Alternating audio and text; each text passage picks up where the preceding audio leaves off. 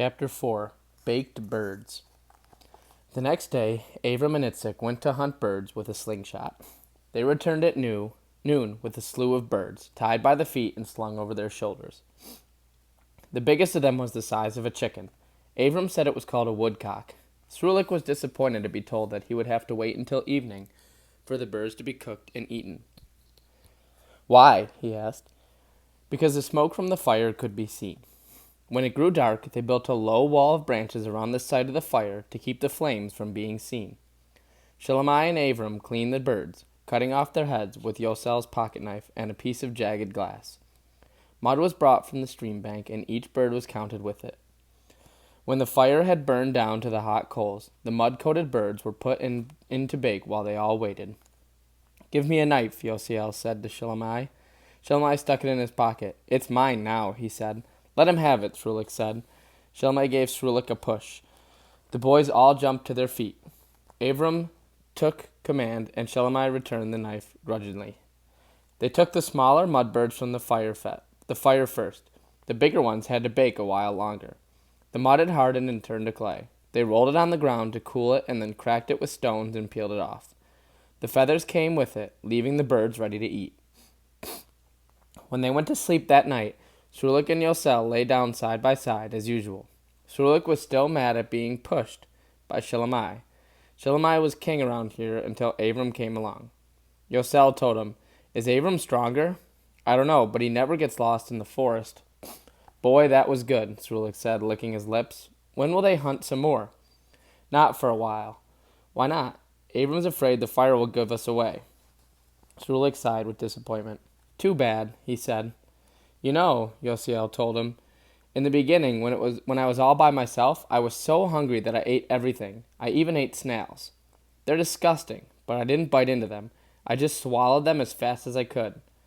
"I could never do that," Srulik said disgustedly. "When you're hungry enough, you can do anything. Once I found a rabbit in a trap. I didn't have this knife, so I cut it up with a piece of glass, and I didn't have any matches, so I ate it raw. You didn't die from it? You can see that I didn't." In the morning, Srulik awoke with a start. What he had heard wasn't a dream. It was real. There were shots coming from nearby and echoing all around him. Then there were shouts and orders being given in German. He jumped up and ran as fast as he could in the opposite direction. After a while, when there was no longer anything around him but silence, he stopped. He didn't know where he was. He tried remembering what he had been told about moss growing only on one side of the trees, but he had no idea how this might help him to find the other boys. All he could think of doing was to shout, "Yosiel! Avram!" His own voice echoing through the forest scared him. Someone was coming. Srulik hid. It was Shalomai. He jumped from his hiding place, happy to see him. "Shout like that again, and we'll be caught for sure," Shalomai said. "I knew you couldn't be trusted." "Where is everyone?" Srulik asked worriedly. Instead of hiding, they all ran off like dopes. "You also ran off like a dope," Srulik said. "You'd better watch it," Shalomai threatened. "There's no one here but the two of us." Srulik said nothing. After a while, he asked, "Where do we go now?" "I want to find the stream," Shalomai said. "Can you?" "That's enough out of you." Suddenly, Shalomai stopped in his tracks. Someone was lying between two trees. It was a grown man. They tensed, ready to turn and run, but the man didn't move. His head lay in a puddle of congealed blood. "He's dead," Srulik whispered. The dead man's arm extended forward. Something lay by its hand. Shalomai bent to look at it. It was a pair of glasses. He knelt by the man's side. "Let's go," Srulik said. "You go," said Shalomai. Srulik walked away. Feeling sick, he sat on the ground and watched as Shalomai went through the dead man's pants pockets and pulled papers and objects out of them.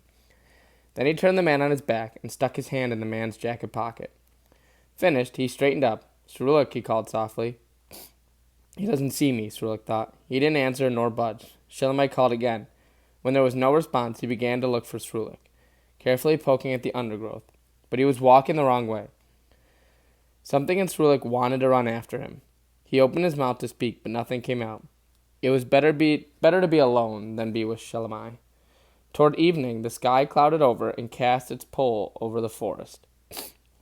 Srulik decided to sleep in a tree. He climbed a big oak and found a comfortable spot in the cleft of two big branches. Yet he couldn't fall asleep. Would he find the other boys? And how would he manage in the forest if he didn't? He reached for his butterfly pin, but the butterfly had spent too much time in his pocket and hardly glowed. In the morning, he decided to look for poles, the good ones that gave you food when you knocked on their door. He walked for a long time. He was thirsty.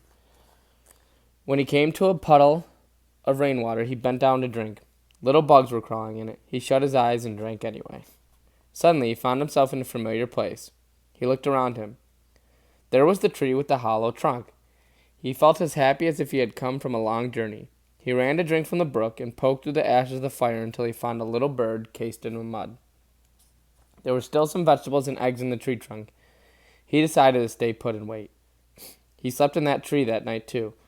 The next morning he performed an experiment, walking carefully away from the brook while watching the moss on the trees. Then he stopped and walked back the other way. Now he understood how to tell directions from the moss. He left the brook again, stopping to look back now and then. From time to time, he halted to pick berries. A snail was crawling on the bush, its two horns groping in front of it. No, that was one thing he never would eat. He reached a blackberry bush, turned around, and managed to find his way back. He wished Yosiel were there to tell us about it.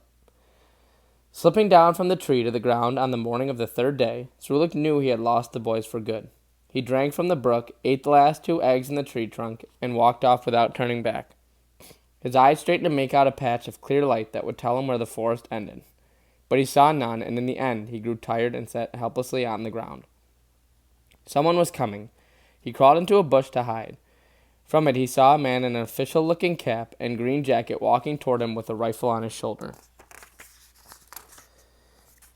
It must be the forester who turns Jews over to the Germans, he thought. Perhaps the man was on his way home. Did foresters live in forests or villages? Srulik decided to follow him. The forester walked along a narrow path for a long while.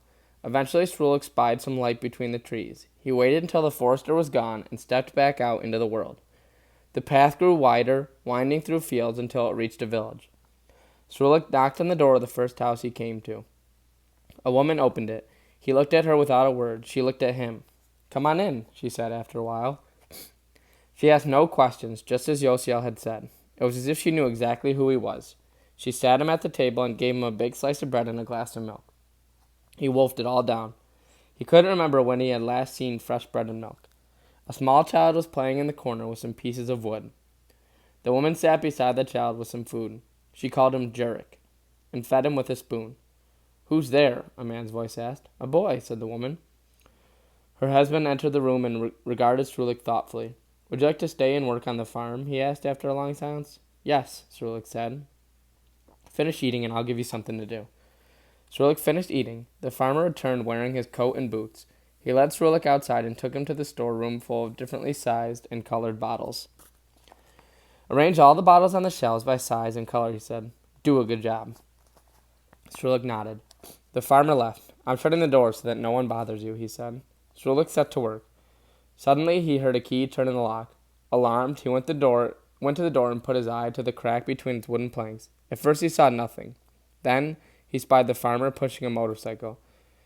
The man mounted it, started it up, and drove off.